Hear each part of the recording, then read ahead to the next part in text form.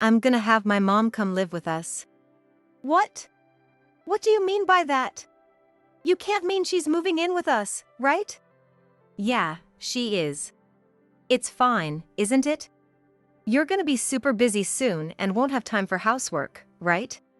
So I'm having my mom come help. Why did you decide this all of a sudden without asking me? This wasn't what we agreed on. Are you just gonna make decisions on your own again? Don't be ridiculous. Who do you think is paying for everything? You better listen to the guy who's paying $10,000 in rent. Because I'm the one paying the rent, you can live here. So, it doesn't matter to you if I bring my mom in or not. How can you say something like that? He broke his promise from before we got married and suddenly said we were gonna live with his mother. He doesn't listen to me and has some misunderstandings, making him even more aggressive towards me. His mother is also on his side, and they both attack me together. Finally, he said, I want a divorce. My husband asked for a divorce. Of course, I couldn't be happier. But before that, I needed to correct his misunderstanding and tell him a certain fact. Could you talk to the real estate agent? I think if we negotiate, we can get the rent lower than $10,000. What? The rent is $100,000? There's no way that's changing. If we continue this conversation, he's definitely gonna regret it. My name is Mila. I'm 42 years old and the CEO of an IT company. At my company, we mainly develop embedded systems that control computers in home appliances and industrial machines. We're quite successful because we have technology that integrates AI, riding the wave of the times. I say so myself, but I think we're doing pretty well. I started my own business at 30 and rent a whole building in the heart of New York City. It's a characteristic of this industry to start young and see results early. The building we rent has 3 floors, and each floor isn't that spacious. So, even though I say we're successful, as a company, we still have a long way to go, and I'm working hard every day to expand. Tom always supported me. Are you going back to work after eating this? Yeah, there's something I really need to finish by tomorrow. Are you okay? You've been almost pulling all-nighters recently. Even if I tell you to take a break, you don't listen. You know me well. I should learn from you and work harder too.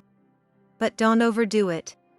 After eating the salad and pasta Tom made for me and drinking water quickly, I went straight back to the office.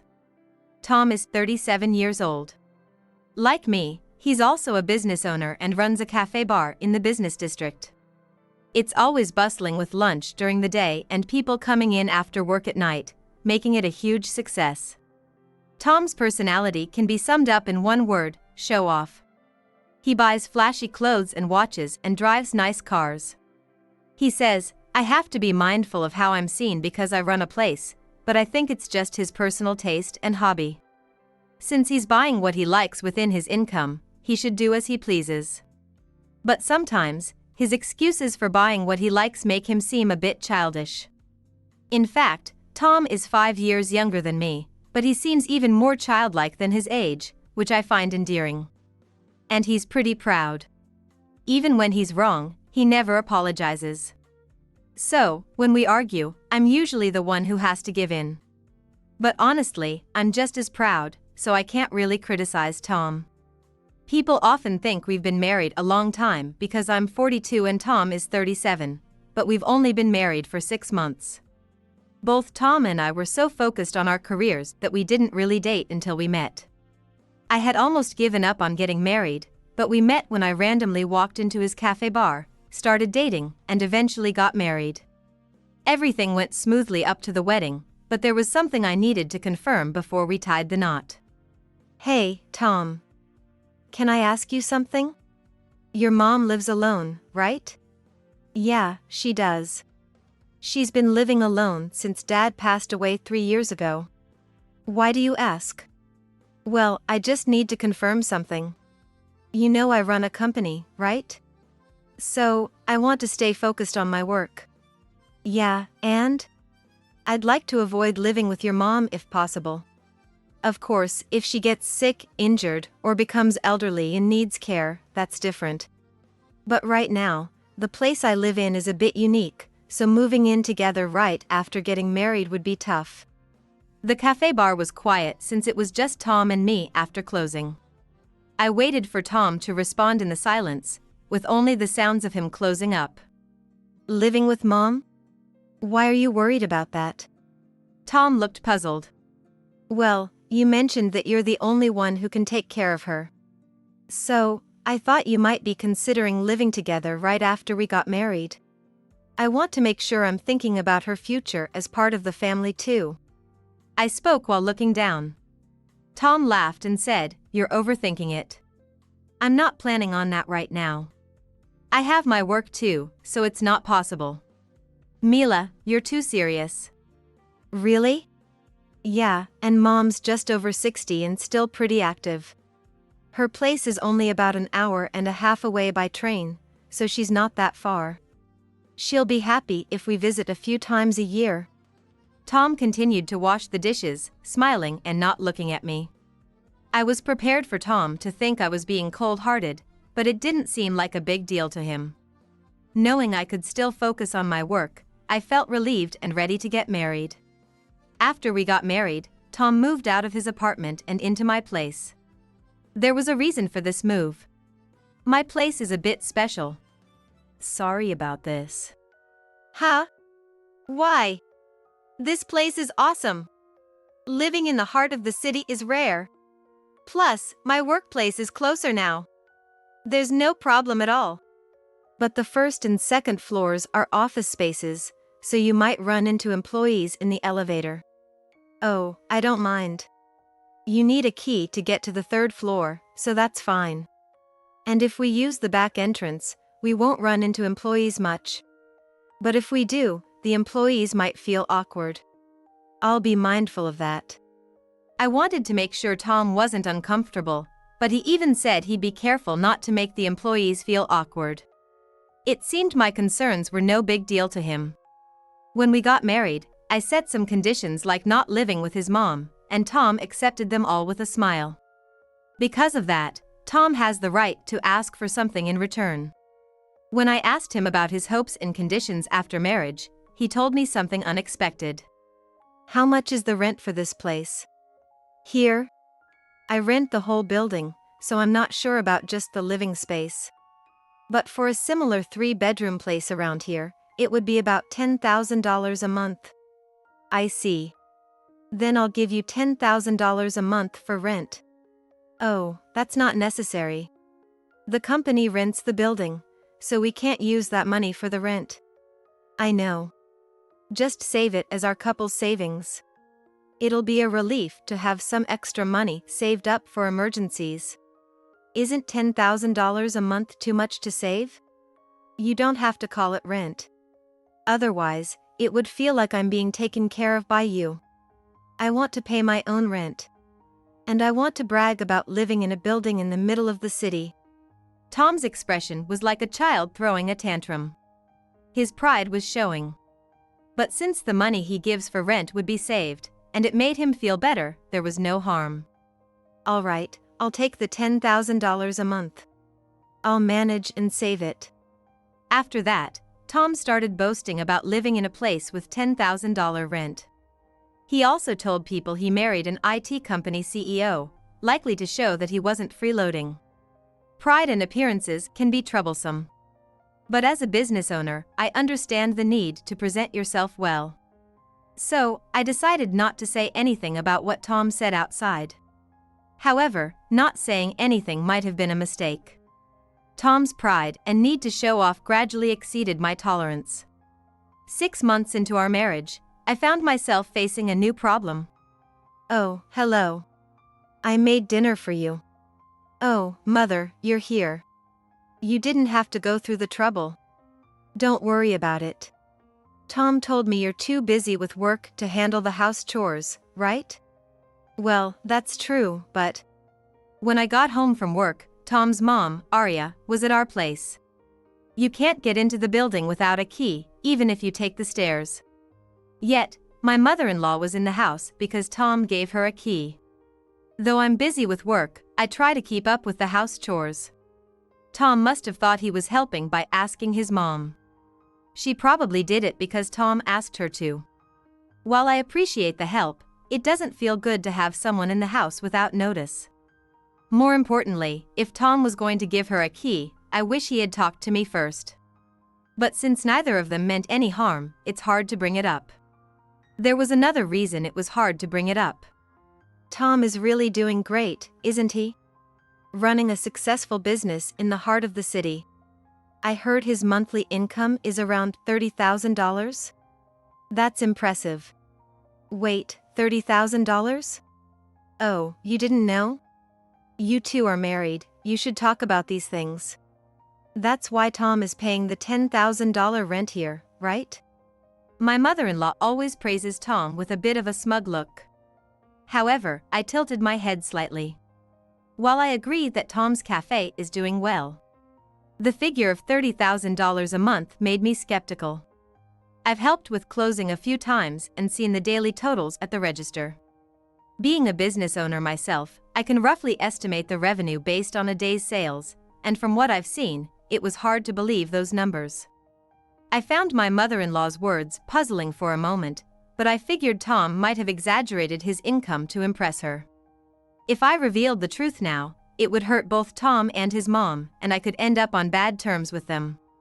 Sometimes, it's best not to reveal everything. For the sake of a smooth family relationship, I decided to keep quiet as usual. You're amazing too, Mila. Running such a big company downstairs. It must be tough. I'll help with the housework, so you can focus on your job, okay? I couldn't say anything, so I just smiled and nodded. Since it was hard to speak directly to my mother-in-law, I decided to talk to Tom about it. Why did you give her the house key without asking me? Have I not been keeping up with the housework?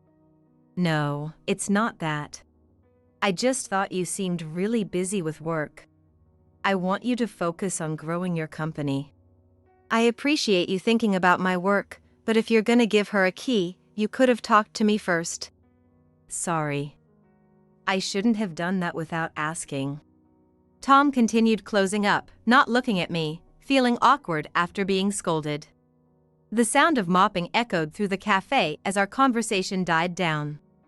I sat at the counter, gazing blankly at the construction site outside the window, waiting for Tom to finish his work. It seemed Tom reflected on his actions and got the key back from his mom. Although she was just trying to help because Tom asked her, being told to return the key must have upset her. She stopped coming over and contacting us. However, my mother-in-law came with good intentions and had no ill will. I felt I needed to make it up to her somehow. But before I could work on mending things with my mother-in-law, Tom started acting strange again. Hey, is your company okay?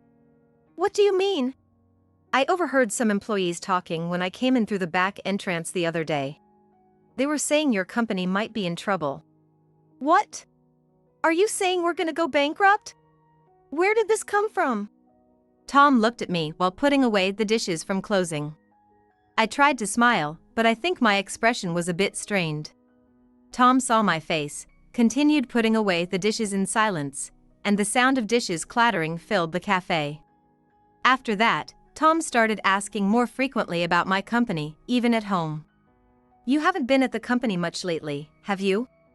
I heard from some of the managers that they've been pushing their work onto their subordinates and running around like crazy. Have you been eavesdropping on the employees again? Stop that. It's not a big deal. It's not eavesdropping. Their conversations just happened to reach my ears. You know, when the CEO and the top brass start scrambling, it's often a sign of impending bankruptcy. Times are tough, and when things start going downhill, it happens fast. I'm telling you, we're not going bankrupt. Then what is it? What have you been doing lately? Well, see? You can't say anything. So, we're going under, huh? You won't be the CEO anymore. That's disappointing. Tom left me in the living room and headed to the bedroom. I didn't feel like following him, so I decided to sleep on the couch. A week later, Convinced that my company was about to collapse, Tom's attitude had completely changed. Here's this month's $10,000 for rent. We agreed not to use the money I give you, right? But if the company's going under, your income is gonna drop significantly, isn't it? You might end up with a huge debt. Since the rent for the building is paid by the company, you can use this $10,000 for living expenses, if your pride allows it. Instead of depositing the money in the bank as usual, Tom handed me the rent in cash. With a particularly spiteful expression. He then pressed further. And another thing, I've decided to have Mom come live with us. You're not seriously planning on having her move in, are you? Yes, I am. What's the big deal? You're gonna be even busier soon, with no time for housework. So, Mom's coming to help. Why do you always make decisions on your own? This wasn't the agreement. Are you planning to keep making unilateral decisions? Who do you think you are? Who do you think pays for everything here? I pay $10,000 in rent. You live here because of me.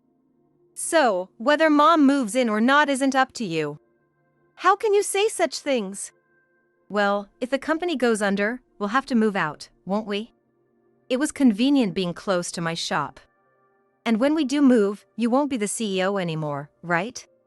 In that case, there'd be no reason for me to stay with you. I'll have to think about divorce. Tom continued to mutter complaints about me. I was tempted to tell him the truth, but it wasn't the right time, so I decided to keep quiet. When the truth comes out, I'm sure Tom will apologize. So, I decided to endure this difficult situation for a while. 3 days later, even before talking to me, Tom had already made arrangements, and my mother-in-law showed up at our place. But strangely, she didn't bring much luggage. Mother.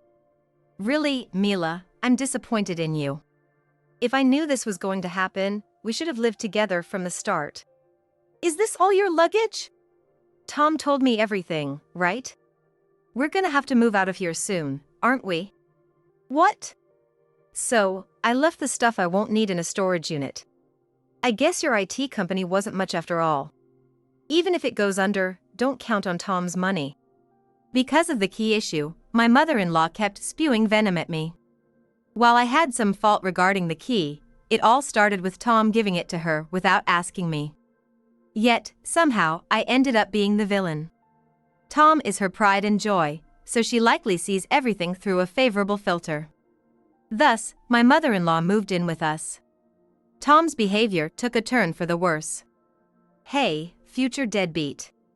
When you're done with work, come help with closing up. I'll give you some pocket money.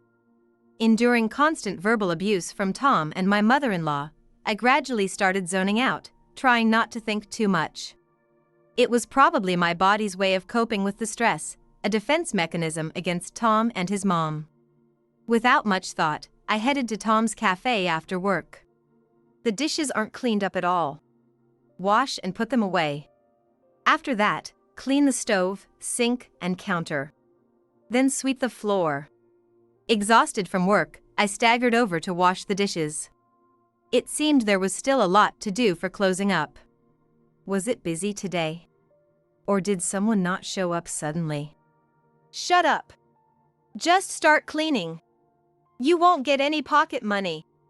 I don't need it. You'll regret it. You're gonna be drowning in debt soon. Better make some money while you can. Tom started prepping for the next day while I washed the dishes beside him. We didn't talk, and the only sounds were the clattering of dishes and Tom chopping and mixing ingredients. After a while, Tom went to close out the register. Having finished the tasks he assigned, I approached him at the register. I'm done. Can I go home now? Oh! You scared me! I didn't hear you! Sorry. Never mind. Here, take this. In my exhausted state, I must have moved quietly, surprising Tom. He handed me $40 from the register and shooed me away with a flick of his wrist, like I was a stray dog. Seeing that Tom's work would take a while longer, I silently left the cafe alone. But my work wasn't over yet. Finally back. As the daughter-in-law, you can at least do the dishes, right? I'm going to bed now.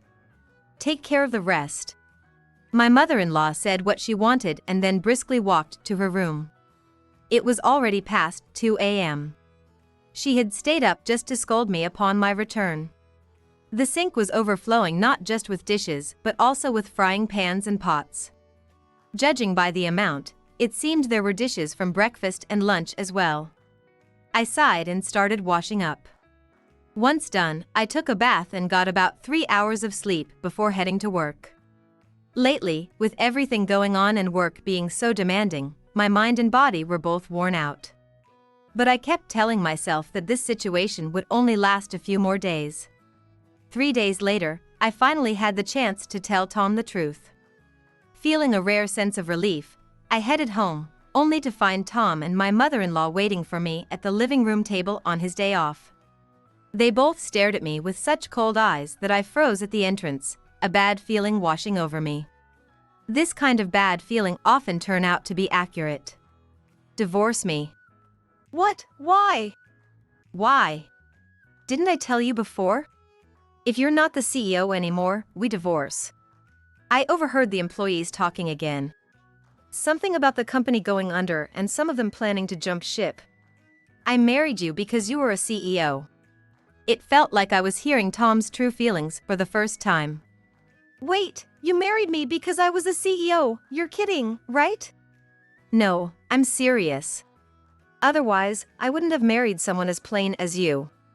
What? Marrying a CEO gives me a good image and maybe some help if the business goes bad. But without those benefits, there's no point in staying with an older woman like you. That's right.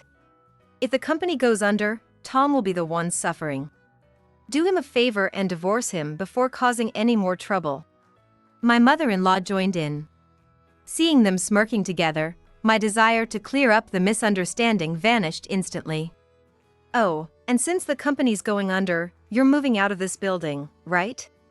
Help me talk to the real estate agent. I want to see if I can negotiate to rent just this place.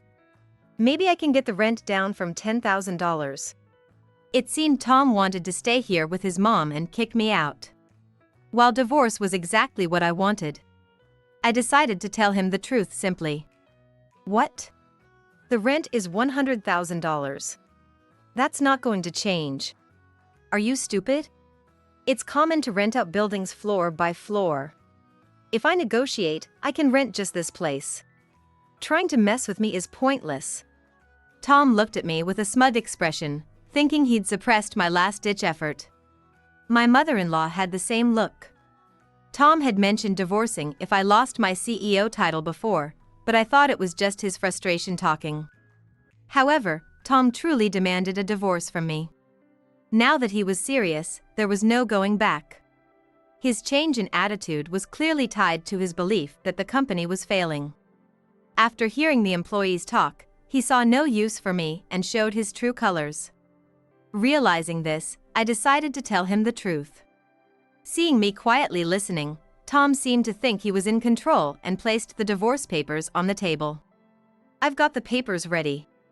You'll sign them, right? Of course. I picked up the pen and started signing while continuing the conversation with Tom. Let me tell you the truth before we finish this.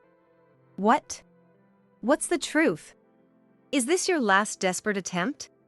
Will you just listen? You're right, my company is moving out of this building. So the business was doing badly after all. Make sure you introduce me to the real estate agent when you move out. Sure, but you can't afford the $100,000 rent, can you? Are you still going on about that? I'm only renting this third-floor residential space. You have no idea about the terms of the lease, do you? What? Negotiation can fix things like that. No, it can't. The lease condition is to rent the entire building. What? I calmly explained the leasing terms. When I leased this building, I was told that the owner required it to be rented as a whole because accessing the residential floor means passing through the office space. At the time, I had no plans to marry, and it was ideal for an office, so I took it. So, there's no room for negotiation? That's right. So I can only rent the whole building? Exactly. And the rent is $100,000. There's no way I can manage that. This place was perfect, centrally located, and close to my shop. Seeing Tom's disappointed expression, my mother-in-law quickly jumped in. It doesn't have to be this place. Tom makes $30,000 a month, right? You can find another place nearby. She firmly believed in her son's supposed income, suggesting he could easily find another similar rental in the city.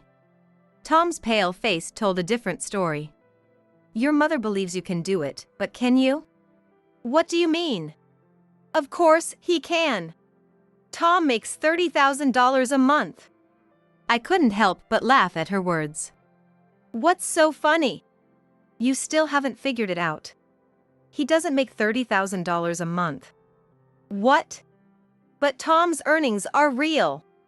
I knew he liked to show off, but even if he exaggerated a bit, he still makes close to that, right?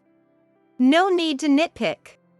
True, about 6 months ago, he might have made around $20,000 a month. See? But now, it's closer to $10,000. What? How do you know that? I helped with closing several times, remember? I saw the daily journals when you were closing the register. As a business owner, I can estimate the revenue based on the sales. The drop started when you gave your mom the key, around the same time the new place opened across the street, right? Ugh. That place took your customers, didn't it? Every time I visited your cafe, I noticed the bigger, nicer place across the street, with a more extensive menu. It was featured in the media a lot when it opened. That's just because the new store is novel. The crowds will die down soon enough. Besides, earning $10,000 a month is still impressive. Yes, $10,000 a month is a respectable income. But business isn't that simple. Customers who leave don't come back easily. Reality is, sales will likely keep dropping. It takes money to win back customers. Tom's place is in a prime location, so the rent is high. Unlike a big chain, you can't just wait patiently for customers to return. The store will go under quickly. My mother-in-law turned pale and urgently spoke to Tom. Tom, you still plan to keep living in this $10,000 apartment even now, right? You must have a plan to turn things around. There's no plan, is there? That's why you rushed to move in with your mom, isn't it? When I looked at Tom, he awkwardly avoided my gaze. It seemed my guess was right. Mother, you know Tom likes to show off and has a lot of pride. He knew his business was in trouble and wrongly assumed my company was too. So, he had you move in to help support him and to kick me out. What does that have to do with me moving in? Tom's income is around $10,000 a month now. Paying rent leaves no money for living expenses. Someone needs to cover those costs. He thought I'd lose my CEO title and brought you here to support him. You've been buying groceries and supplies, haven't you? Well, I'm living here, so that's only natural. But you weren't asked by Tom to buy those, were you? After the divorce, you'd probably end up paying the utilities too. I was just doing it out of goodwill. That was the plan all along. And when Tom boldly declared he'd give me $10,000 for rent, he realized he couldn't manage without additional money. That's why the cohabitation plan came up suddenly. Tom, the store's not really in trouble, right? You decided to move in together because you were worried about me, right? You don't need my support, right? My mother-in-law shook Tom's shoulders, looking for reassurance. Tom remained expressionless as she shook him. Tom was probably trying to figure out how to protect his pride and image, knowing his business was in trouble and that he had invited his mother for financial support. After a moment, his eyes regained some life. As if he had found a good excuse. What about you? Sure, my store is struggling, but at least I still have it. Your company is going under. Clearly, your situation is worse. Tom was trying to shift the focus away from himself. But this would only backfire on him. My company is closing, yes. But it's not going bankrupt, it's merging. What do you mean? My company is a tech firm specializing in AI and embedded systems. A larger company wants our technology, so it's a merger and acquisition. So, what about what I heard from the employees? We're merging into the other company. Our employees will work there. Those who don't want to are getting help finding new jobs. That's probably what you overheard. You've got to be kidding! Why didn't you tell the employees earlier? An M&A is a critical secret. It's normal not to tell anyone until the deal is almost done. Only the top management knew until it was finalized. It's already been announced internally. By the way, I'm planning to start another company. But for now, I'll work as a freelancer. I've been investing in real estate too, so I don't need to work for a while.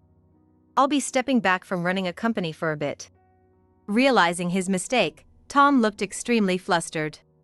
I taunted him by holding up the signed divorce papers and waving them slightly. Hey! You're right! My store sales have been plummeting. Oh really? This is serious! I need your help! That's not my problem.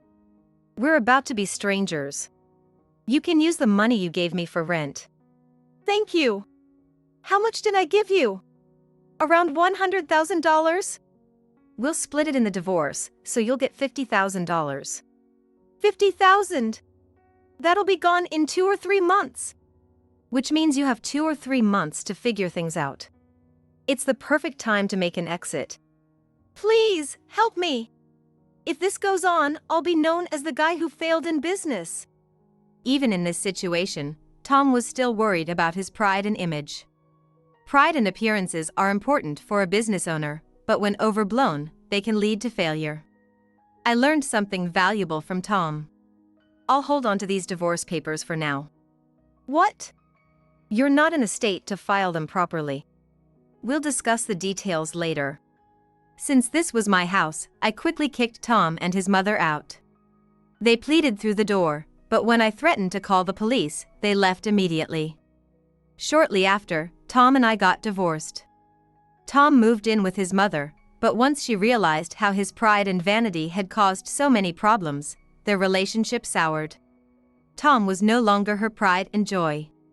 Not long after, Tom's store closed, leaving the space vacant. When I mentioned that it might be the right time to quit, Tom stubbornly tried to keep the business running. He borrowed money from various places to keep the store afloat, but eventually, he couldn't recover and ended up deep in debt. Tom fell into a typical downward spiral. To outsiders, it might seem absurd that he tried to keep the store open for so long. However, business owners often fight to the bitter end, unwilling to give up.